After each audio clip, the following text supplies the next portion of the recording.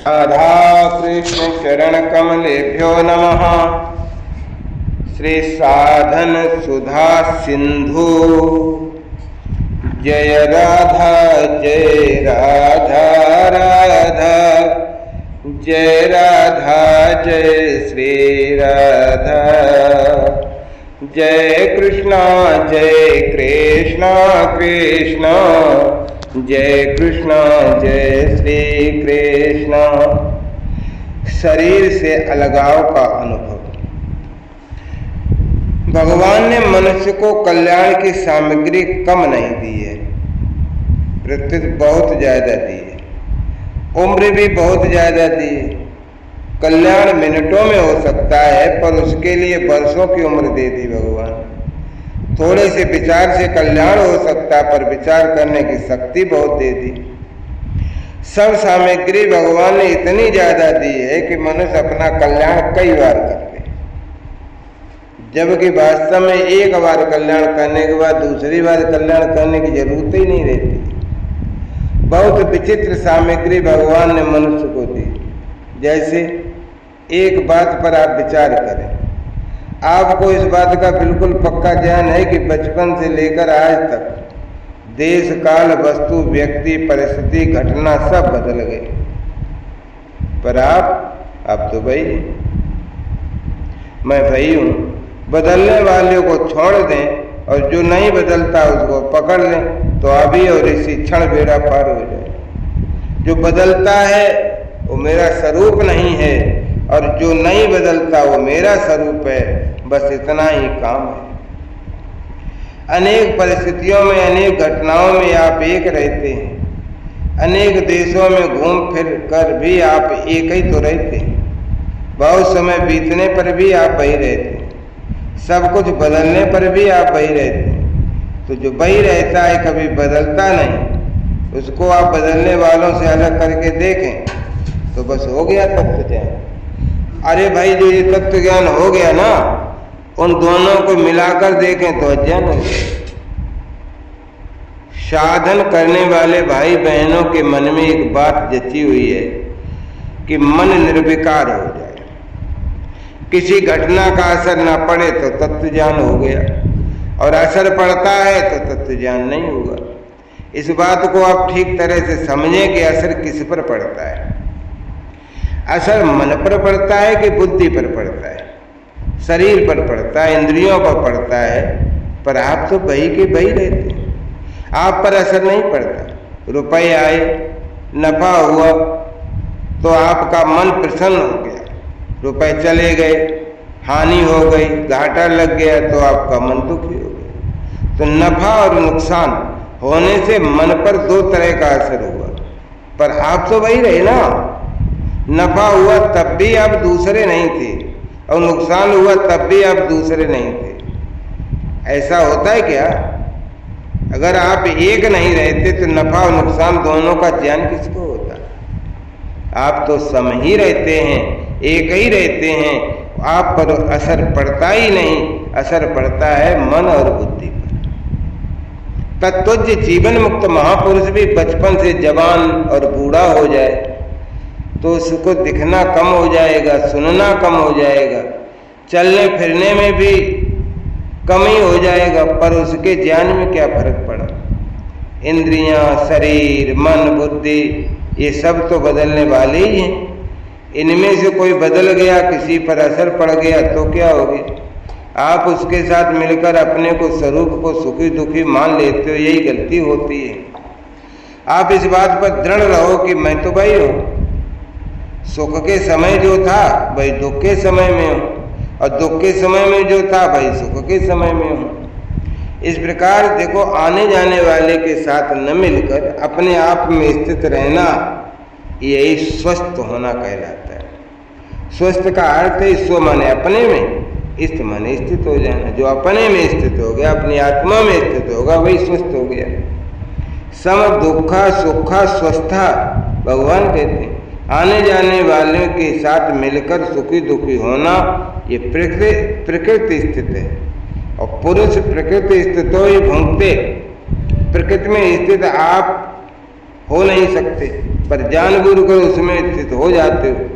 आप न सुख में हो, न दुख में हो, न लाभ में हो, न हानि में हो, न किसी के जन्म में हो, न किसी के मरण में हो। आप इन सब से अलग हो। अब जानबूझकर इनको खींच करके ले लेते हो और सुखी दुखी हो जाते हो, फिर कहते हो कि बोध नहीं होता। आप इसी स्थिति में स्थित रहो कि मैं तो वही हूँ, नफा हुआ तो भी मैं वही हूँ, नुकसान हुआ तो भी मैं वही हूँ। आप स्व में, अपने आप में स्थित हो जाओ। वह स्व सदा ही निर्विकार है। स्व में कभी विकार होता नहीं, विकार अंतःकरण में होता है। और उसके साथ मिलकर आप भी अपने में विकार मान लेते हो और सुखी दुखी। आपके मन में अच्छी आ जाए, मंदी आ जाए, शोक आ जाए, चिंता हो जाए, हर्ष हो जाए, राग हो जाए, द्वेष हो जाए, इस सब होने पर भी आप अपनी स्थिति में रहो ना, उनसे मिलो मत। उसके साथ मिलते हो, ये प्रकृति स्थित होना है। और प्रकृति स्थित होने से फिर पाप भी लगेगा, दुख भी होगा, 84 लाख योनियां भी भोगनी पड़ेंगी, नरक भी जाना होगा, जन्म मरण भी होगा। कारणम गुण संगोष से सद्योनि जन्म। अतः जो बनते हैं, बिगड़ते हैं, आते हैं, जाते हैं, उनको देखकर भी आप अपने में स्थित रहो, क्योंकि आप उनको देखने वाले हैं। सुखदायी परिस्थिति को भी आप देखते हैं, दुखदायी परिस्थिति को भी आप देखते हो, संयोग को भी आप देखते हो, वियोग को भी आप देखते हो। देखने वाला दिखने वाली वस्तुओं से अलग होता है, ये नियम है। अतः देखने वाले आप में क्या फर्क पड़ा? देखने वाले आप तो वही रहे ना। एक उदाहरण से इस बात को समझते हैं।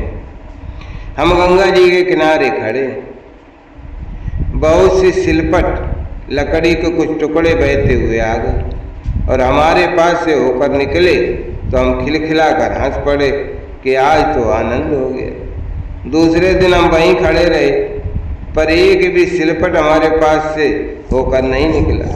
अब उधर से बहते हुए निकल गए तो हम जोर जोर से रोने लगे। कोई पूछे कि भाई रोते क्यों हो, तो हम बोले कि आज एक भी सिलपट हमारे पास से नहीं निकला। आप विचार करें कि सिलपट हमारे पास से निकले अथवा दूर से बह जाए, उसे हमारे पर क्या फर्क पड़ा? हम सिलपट को छूते नहीं हैं, सिलपट हमारे पास रहता नहीं है, वो तो बहता है और हम एक जगह खड़े हैं। परंतु वो पास से होकर बह गया तो राजी हो गए और दूर से बहकर गया तो रोने लगे। यही मूर्खता ही तो हुई। ऐसे ही आपके यहाँ बेटा हुआ तो आप राजी हो गए, बेटा मर गया तो रोने लग गए। किसी दूसरे आदमी के यहाँ भी लड़का हुआ और मर गया, पर आप तब तो आप रोते नहीं। उसके यहाँ धन आया और चला गया, पर आप नहीं रोते। आपके यहाँ धन आकर चला जाए तो आप रोते हो। आपके पास पहले था नहीं, बीच में हो गया, फिर चला गया, तो आप जैसे थे वैसे ही हैं। फिर रोना किस बात का है? आप अपने में स्थित रहोगे तो रोओगे नहीं, परंतु आने जाने वाली वस्तुओं के साथ चिपकोगे तो रोओगे, कोई तुम्हें बचा नहीं पाएगा और मुफ्त में रोगे। संसार का दुख आपने मुफ्त में पकड़ लिया, खुद ही पकड़े हुए हो। वास्तव में दुख आए ही नहीं, भगवान ने दुख पैदा किया ही नहीं, आप ही दुख पैदा कर लेते हो। आपको क्या शौक लगा है पता नहीं। आप बदलने वाले के साथ मिलो मत, मिलोगे तो दुखी होना पड़ेगा, ये नियम है। और बदलने वाले से आप अलग हैं, ऐसा देखते रहो और उनसे अलगाव का साफ अनुभव होते ही सब दुख मिट जाएंगे, विकार मिट जाएंगे। श्रोता कहने लगा, महाराज जी हम तो उनसे मिले हुए ही हैं, अलग हों तो कैसे हों? मिले हुए आप हो ही नहीं। अगर मिले हुए होते तो आप अभी तक बच्चे ही रहते, बूढ़े होते ही नहीं। परंतु आप कहते हो कि मैं जो बालकपन में था वही मैं आज हूँ, जबकि बालकपन आपके साथ ही नहीं रहा और आप बालकपन के साथ नहीं रहे, फिर आप मिले हुए कहाँ हो? शरीर आज बदलने वाले हैं, आप नहीं बदलने वाले हैं। आपने भूल से अपने को उनसे मिला हुआ मान लिया। बस इसको आप मत मानो, हम उनसे मिले हुए हैं ऐसा दिखने पर भी इसको आदर मत दो, प्रत्युत अपने अनुभव को आदर दो कि मैं उनसे अलग हूँ। कैसे अलग हूँ कि बचपन से लेकर अब तक शरीर बदल गया, पर मैं वही हूँ। ये बिल्कुल प्रत्यक्ष अनुभव की बात है। आप शरीर आज से अलग हैं, तभी तो बचपन बीत गया और आप रह गए। ऐसे ही है जवानी और वृद्धावस्था भी बीत जाएगी, पर आप रहोगे।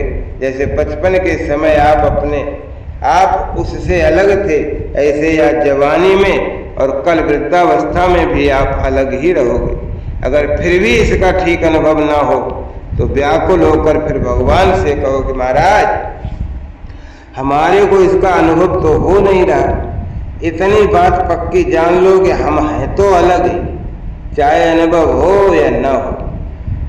अगर अलग ना होते तो मरने पर शरीर यहाँ नहीं रहता, साथ में जाता, और शरीर के साथ आप भी यहाँ नहीं रहते। परंतु ना आप शरीर के साथ रहते हो और ना आपके साथ शरीर जाता है, फिर दोनों एक कैसे हुए? मकान में मैं रहता हूँ तो मकान मैं कैसे हो गया? मैं मकान में आता हूँ और मकान से चला जाता हूँ तो मकान और मैं अलग अलग हुए ना।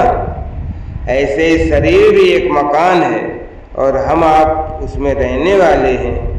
आप उसमें रहते हो, निकल भी जाते हो, उसके साथ आप एक नहीं।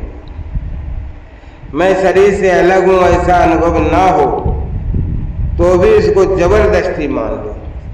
जैसे बीमारी से छूटने के लिए आप कड़वी से कड़वी दवाई खा लेते हो, चिरायते आदि का काढ़ा भी आंखें बंद करके पी लेते हो, ऐसे स्वस्थ होने के लिए आप मैं अलग हूँ, मैं शरीर नहीं हूँ, ऐसा दृढ़ता से मान लो।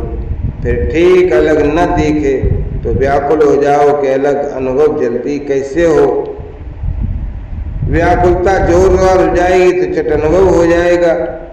परंतु भोगों में रस लेते रहोगे, सुख लेते रहोगे, तो चाहे कितना ही पढ़ जाओ, पंडित बन जाओ, 4 वेद पढ़ लो, पर शरीर से अलगाव का अनुभव कभी नहीं होगा। जय राधा जय राधा राधा, जय राधा जय श्री राधा, जय कृष्णा कृष्णा, जय कृष्णा जय श्री कृष्णा।